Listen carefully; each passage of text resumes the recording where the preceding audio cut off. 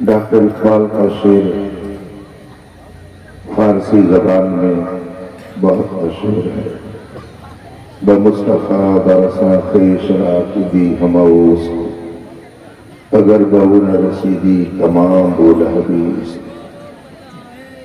اپنے آپ کو نبی کے دربار کا غلام بنا لو، گنبد خضرا کی مکی کی غلامی کا پٹا اپنے گلے میں ڈال لو۔ اگر اس دربار تک نہیں پہنچ سکے تو کچھ بھی حاصل کر لو، وہ بولہبی طریقہ ہوگا، مستقبی طریقہ نہیں ہو سکتا۔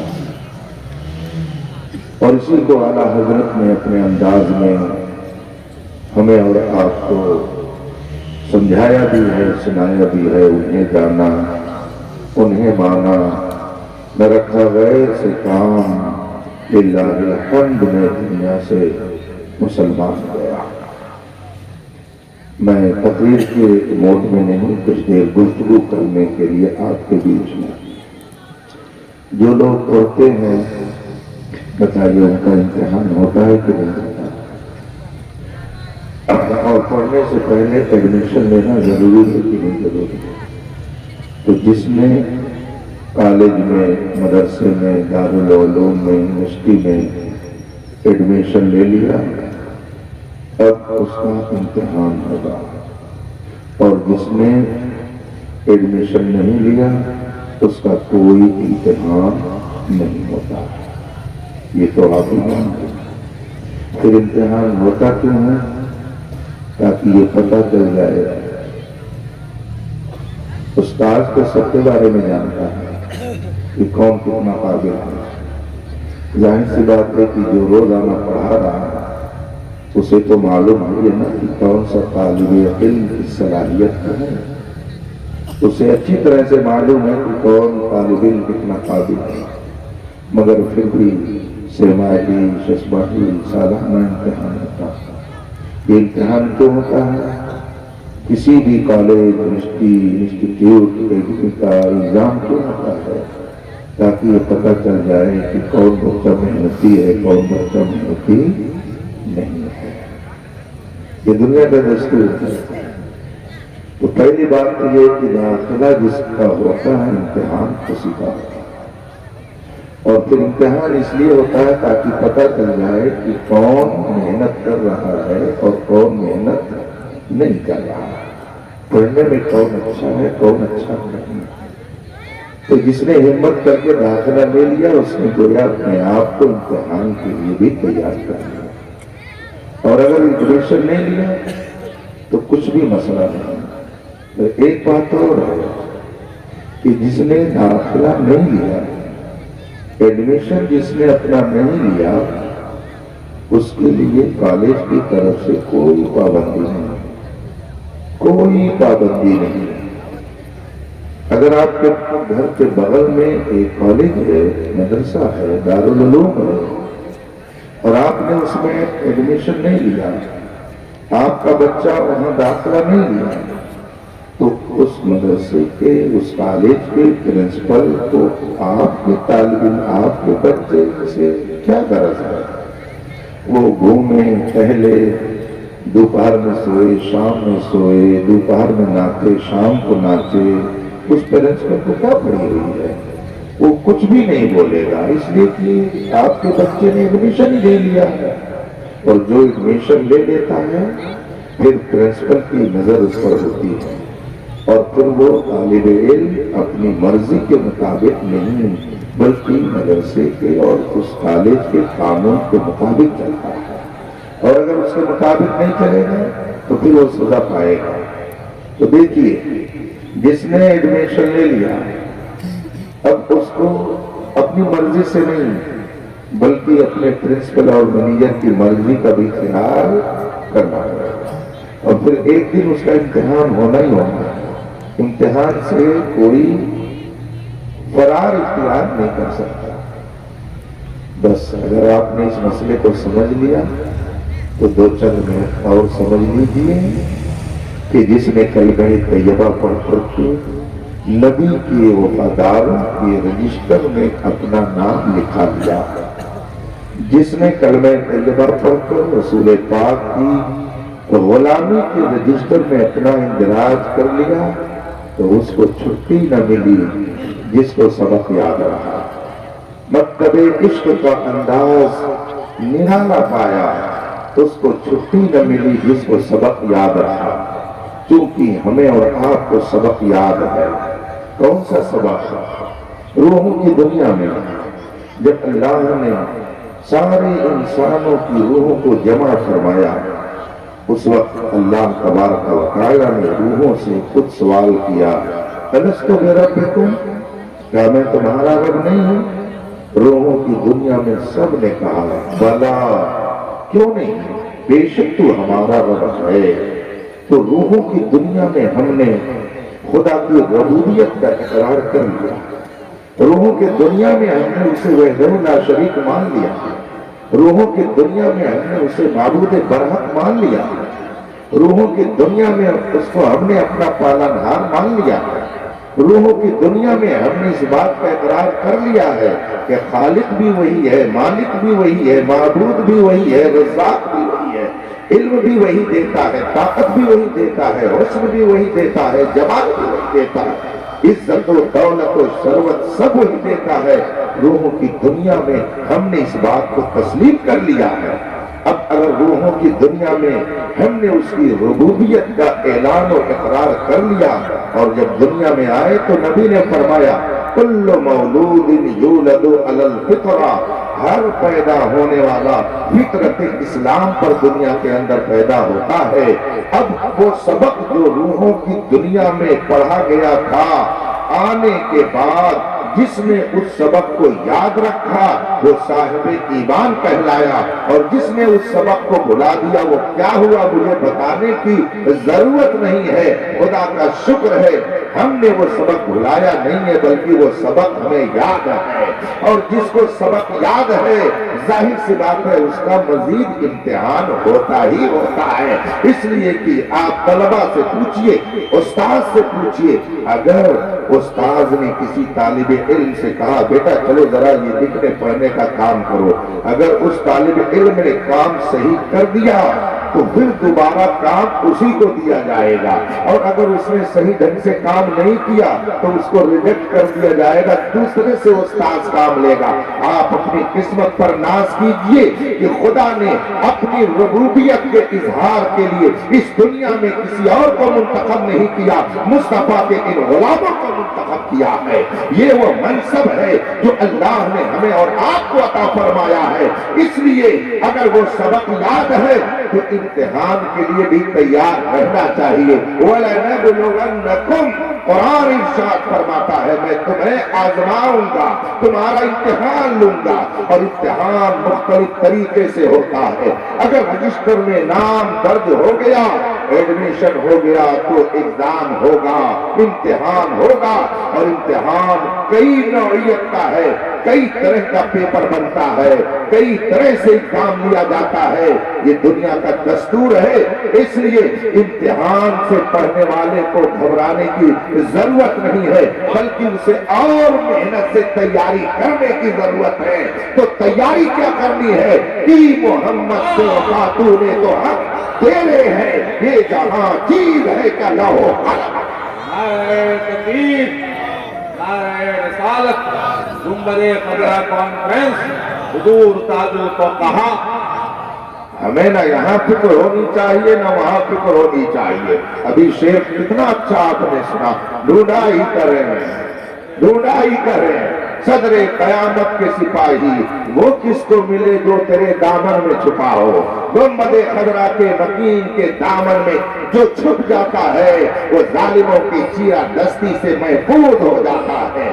دنیا اسے کچھ بھی کہے مگر رب کی بارگاہ میں وہ بڑا محبوب ہو جاتا ہے۔ دیکھا نہیں آپ نے حضرت صدیق اکبر کے ساتھ ظلم و ستم ہوا، عمر فاروق اعظم، عثمان غنی، مولا کائنات، امام حسن مجتبی، امام حسین، سیدنا امام اعظم، سیدنا غوث اعظم، سیدنا امام احمد بن حنبل، سیدنا مجدد الفسانی، نہ جانے کتنی شخصیات ہیں جن کا سخت امتحان ہوا لیکن لیکن جب انہیں امتحان میں کامیابی مل گئی تو آپ ذرا دیکھیے کہ آج دنیا میں ان کا جلوہ کس طرح سے ہے. ظلم کرنے والے ختم، مگر ان شخصیتوں کی عظمت کا پرچم کل بھی لہرا رہا تھا، آج بھی لہرا رہا ہے. صبح مٹ گئے، مٹتے ہیں، مٹ جائیں گے آگا تیرے، نہ مٹا ہے نہ مٹے گا کبھی چرچا تیرا. گنبد خضرا کے مکی وہ ہے کہ رہتے ہیں مدینے میں مگر نظر تو اس کی ہر شخص پر ہے. تبھی تو اعلیٰ حضرت نے ارشاد فرمایا دور و نزدیک کے سننے والے وہ کان، کانے لالے کرامت پہ لاکھ سلام. میرے مصطفیٰ اگرچہ گنبد خضرا میں آرام فرماتے ہیں لیکن واللہ وہ سن لیں گے، واللہ وہ سن لیں گے، فریاد کو پہنچیں گے. اتنا بھی تو ہو کوئی جو آہ کرے دل سے. آئیے ایک آہ کرنے والے کا تذکرہ کر کے اپنی گفتگو کو میں ختم کر دیتا ہوں. غالباً حضرت سیدنا عمر فاروق اعظم رضی اللہ تعالیٰ عنہ کے دور کا ایک واقعہ ہے. ملک شام کی طرف کچھ مسلمان دعوت و تبلیغ کے حوالے سے گئے. راستے میں بہت سارے لوگ ان کے ساتھ ہوتے گئے. گویا میں تو تنہا ہی چلا تھا جانب منزل، مگر لوگ یوں آتے گئے اور کارواں بڑھتا گیا. ساتھ ہونے والوں میں ایک نام تاریخ میں آتا ہے ابو الحول. یہ ان کی کنیت کا نام، ان کا گامس لکھا ہوا ہے. فتوح الشام ایک تاریخ کی کتاب ہے. امام باقری نے اس واقعے کو فتوح الشام کتاب میں درج کیا ہے. حضرت سیدنا عمر فاروق اعظم رضی اللہ تعالیٰ عنہ کے دور کا واقعہ. گویا رسول پاک علیہ الصلوۃ والتسلیم کی ظاہری حیات کا جو دور تھا وہ ختم ہو چکا تھا. میرے آقا گنبد خضرا کے اندر مقیم ہو چکے تھے. رسول پاک کے انتقال کے بعد کا یہ واقعہ ہے اور تقریباً 4 سال کے بعد کا واقعہ ہے. حضرت دانش مسلمانوں کے لشکر میں شریک ہو گئے اور ملک شام کی طرف جو لشکر دعوت و تبلیغ کے لیے جا رہا تھا، جو قافلہ ادھر رسول پاک کی محبت کا پیغام لے کر کے جا رہا تھا، حضرت دانش بھی اس میں شریک ہو گئے. یہ حبشی تھے. ان کا جغرافیہ جو بیان کیا گیا ہے کتاب میں وہ یوں کہ اتنے ہیکل، ایسے طویل جسہ، ایسے لہیم شہیم کہ اگر چلے تو زمین ہلنے لگے. ایسے لہیم شہیم شخص نوجوان. حضرت دانش مسلمانوں کے قافلے کے ساتھ ہو جاتے ہیں. اتفاق سے ایک جگہ قافلہ رکا ہوا تھا. ملک شام کے بادشاہ کی فوج 1 لاکھ کی تعداد لے کر کے اس قافلے پر حملہ کرنے کا آغاز کر دیا. 1 لاکھ قافلے، 1 لاکھ تعداد تھی رومی لشکر کی، اور جو اہل اسلام تھے وہ کل 20 سے 25 ہزار کی تعداد میں جمع. جب دیکھا گیا کہ ایک عظیم لشکر ہم پر حملہ آور ہو رہا ہے، کمانڈر ان چیف نے بیٹھ کر کے مشورہ کیا کہ ہونا کیا چاہیے. نوجوان بیٹھے ہوئے تھے، صحابہ کرام بھی اس قافلے میں تھے. مشورہ ہو رہا. حضرت دانش کھڑے ہوتے ہیں اور وہ عرض کرتے ہیں کمانڈر ان چیف سے کہ اگر اجازت ہو تو میں ایک بات عرض کروں. کمانڈر نے کہا کہ بتاؤ کون سی بات کہنا چاہتے ہیں. انہوں نے کہا کہ مجھے آپ 10 نوجوان دے دیجیے. اس قافلے سے مجھے 10 نوجوانوں کی ضرورت ہے. کمانڈر ان چیف نے فرمایا کہ تم 10 نوجوانوں کو لے کے کیا کرو گے؟ اس نے کہا کہ ہم دشمن سے اپنے آپ کو بچا کر. کہا 10 ساتھیوں کے ساتھ تم اتنے بڑے لشکر سے اپنا دفاع کیسے کر سکتے ہو؟ کہا آپ ہمیں اجازت دے کہ ہم منتخب کر لیں، پھر ہم کیا کریں گے ہم آپ سے پتا کر کے دعا لے کر آگے بڑھیں گے. چنانچہ کمانڈر نے اجازت دے دی اور 10 ساتھیوں کا انتخاب ہو گیا. کڑیل جوان 10 لوگوں کو دانش نے منتخب کر لیا اور اس کے بعد میں کمانڈر ان چیف سے اپنا پلان اس نے بتایا کہ یہ ہم پر حملہ آور ہو رہے ہیں. ہم ان سے دفاع کی یہ صورت اپنائیں گے کہ ہم چاروں طرف سے ان کے بیچ گھسیں گے اور ان کو افراتفری کا شکار کر دیں گے. یہ جب منتشر ہو جائیں گے تو ہماری سیفٹی ہو جائے گی. کہا اچھی تدبیر تم نے نکالی, ٹھیک ہے. اب دانش اپنے 10 ساتھیوں کو لے کر دشمن کی طرف بڑھے. دعائیں دی کمانڈر ان چیف نے اور فی امان اللہ کہہ کر انہیں رخصت کر دیا. جب یہ 11 لوگ اس 1,00,000 رومی لشکر کے درمیان گھسے, اس میں افراتفری مچ گئی. وہ تو ہونا ہی تھا, چاروں طرف سے یہ اس میں گھس گئے اور اپنی جوامردی کا ثبوت دیتے ہوئے انہوں نے اندر گھس کر کے جو کچھ کرنا تھا ان سے کیا اور فوج کو تتر بتر کر دیا. لیکن 1,00,000 فوج اور کہاں 10 اور 11 یہ سب گرفتار کر لیے گئے. 11 کے 11 نوجوان گرفتار کر لیے گئے. رومی لشکر نے انہیں گرفتار کر لیا. ہاتھوں میں بیڑیاں, پیروں میں زنجیریں ڈال دی گئیں اور دشمن کی فوج ان کی حفاظت میں لگ گئی. شام ہوئی اور جب یہ قافلہ واپس نہیں آیا تو کمانڈر ان چیف کو تشویش ہوئی. انہیں غم ہوا, ان کے چہرے پر اداسی آ گئی کہ شاید میرے 3 قسم کے نوجوان دشمن کے ہاتھ لگ گئے. 1 دن گزرا, 2 دن گزرا, 3 دن گزرا. کمانڈر ان چیف کی آنکھوں سے آنسو ہے, رب کی بارگاہ میں حفاظت کی دعا. 1 ہفتہ گزر گیا مگر کوئی خبر نہیں کہ وہ مردہ ہیں کہ زندہ ہیں, شہید کر دیے گئے یا زندہ باقی ہیں.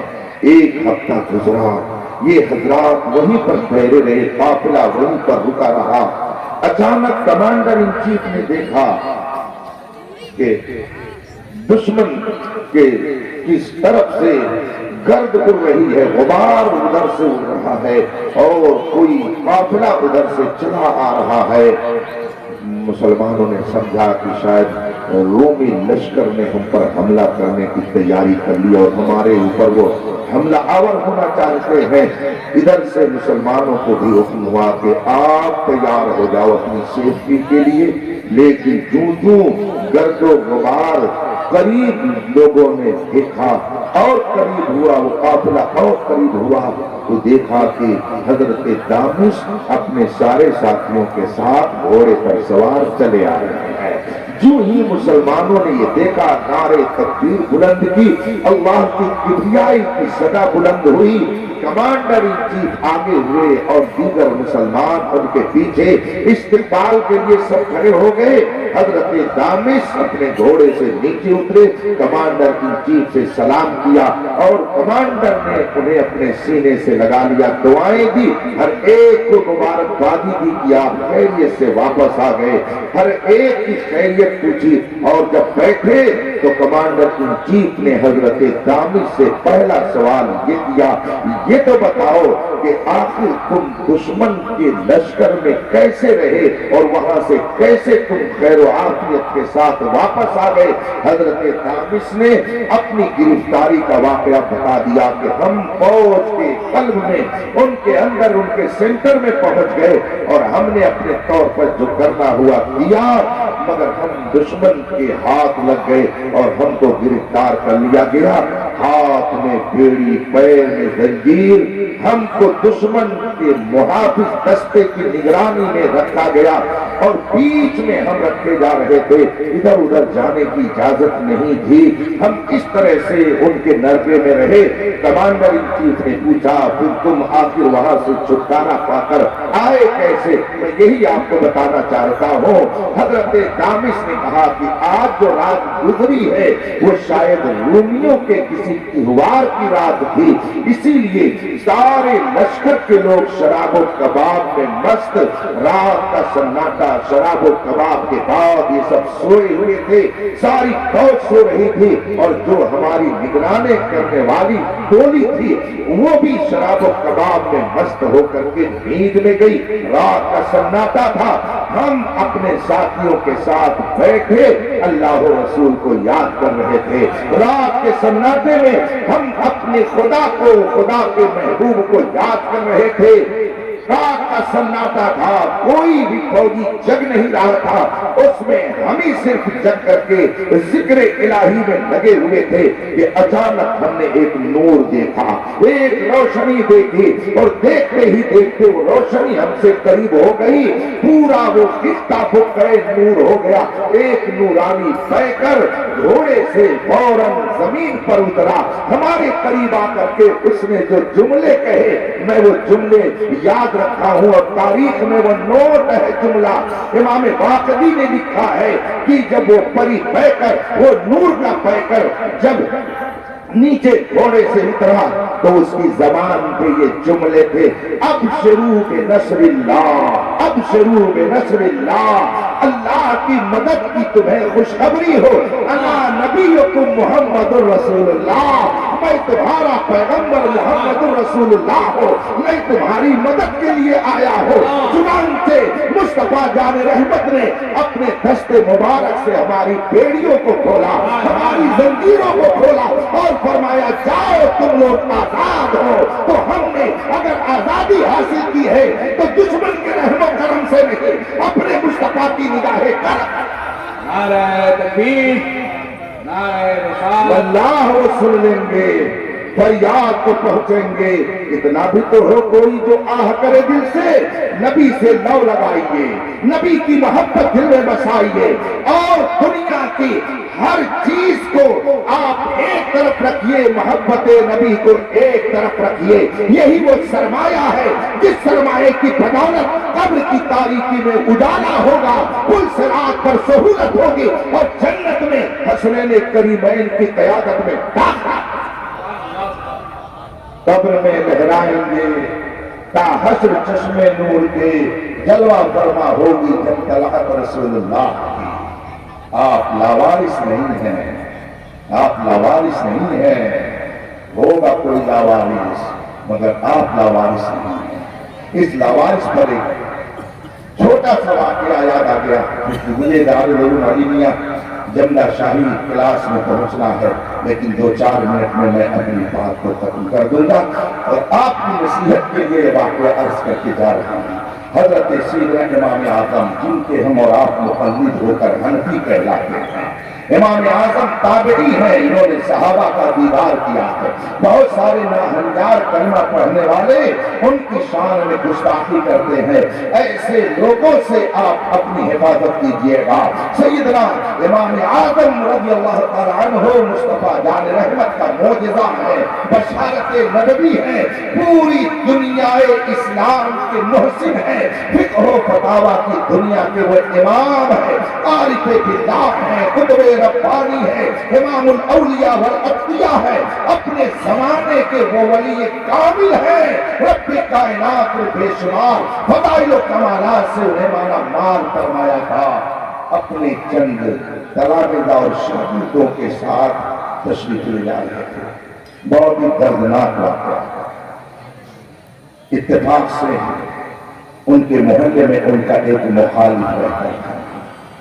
उसने देखा कि इमाम आज़म अबू हनीफा तशरीफ ले जा रहे हैं अपने साथियों के साथ। दुश्मन जब किसी इज्जतदार को उसके मुरीदीन या उसके शागिर्द या उसके चाहने वालों के साथ देखता है तो उस वक्त बेइज्जती करने में अपने लिए ज्यादा खुशी महसूस करता है। चुनांचे उस अहमक ने आगे बढ़ करके इमाम आज़म रज़ियल्लाहु तआला अन्हु से कहा कि अबू हनीफा, मैंने सुना है कि तुम्हारे वालिद का इंतकाल हो गया है। इमाम आज़म ने फरमाया, हाँ मेरे वालिद का इंतकाल हो गया है। जो ही आपने ये फरमाया, वो अहमक बेवकूफ नाहंजार जो भी उसको कह दिया जाए, उसने फौरन कहा, अबू हनीफा जब आपके वालिद का इंतकाल हो गया है तो आपकी अम्मी तो बेवा हो गई है, आप अपनी अम्मी का मुझसे निकाह कर दीजिए। कितना सख्त दुनिया से बाप का इंतकाल हुआ है, वालिदा के बारे में एक मुखालिफ कह रहा है बेटे से कि तुम अपनी माँ का मुझसे निकाह कर दो। क्या आप ऐसे आलम में अपने जज्बात को कंट्रोल में रख सकते हैं? क्या आप बर्दाश्त कर सकते हैं? इमाम आज़म के शागिर्द जो आपके साथ उन्हें चला आया, गुस्सा आया, उन्होंने सोचा कि इसका जवाब दो। مگر امام اعظم نے فرمایا آپ کو جواب دینے کی ضرورت نہیں ہے، میں لاوارث تھوڑی ہوں، میں لاوارث تھوڑی ہوں، آپ کو جواب دینے کی ضرورت نہیں ہے، آپ خاموش کیجیے۔ اس نے جو بات کہی ہے ہم اس کو شریعت کی ترازو پہ تول تو لیں۔ ظاہر سی بات ہے کہ میرے والد کا جب انتقال ہو گیا، میری ماں بیوہ ہو گئی ہے، تو شرعاً تو اسے کوئی بھی نکاح کر سکتا ہے، اس لیے اس نے کوئی خلاف شرع بات تو نہیں کہی ہے۔ آپ لوگ ناراض کیوں ہو رہے ہیں؟ اس نے کوئی خلاف شرع بات تو نہیں کہی ہے۔ آپ نے اس سے فرمایا ٹھیک ہے، میری ماں ابھی عدت میں ہے، عدت گزر جائے تو میں تمہارا پیغام اپنی ماں کو پہنچا دوں گا، اور اگر وہ راضی ہوگی تو تم سے نکاح ہو جائے گا۔ اتنا کہہ کر کے میرا امام آگے ابھی آگے 10 قدم زیادہ سے زیادہ بڑھا ہوگا، پیچھے شور مچتا ہے، آواز آتی ہے، اس کو کیا ہو گیا، اس نوجوان کو کیا ہو گیا، اس آدمی کو کیا ہو گیا۔ امام اعظم کے شاگردوں نے پیچھے مڑ کر کے دیکھا، امام اعظم سے کہا وہ تو موت کے گھاٹ اتر گیا ہے، وہ تو دنیا سے چل بسا ہے، شور ہے اس کی موت پر، شور ہے اس کے دنیا سے جانے پر۔ امام اعظم فرماتے ہیں میں نے تو پہلے ہی کہا تھا کہ میں لاوارث نہیں ہوں، اس لیے کوئی تمہارا نہ ہو، مگر خدا کی قسم اگر تم مصطفیٰ کے ہو تو مصطفیٰ تمہارے ہیں، اور جس کے مصطفیٰ ہو دنیا کی کوئی طاقت اسے ذلیل و رسوا نہیں۔ انہیں جانا، انہیں مانا، نہ رکھا غیر سے کام، للہ الحمد میں دنیا سے مسلمان۔ واقع دعوانا الحمدللہ رب العالمین۔ السلام علیکم۔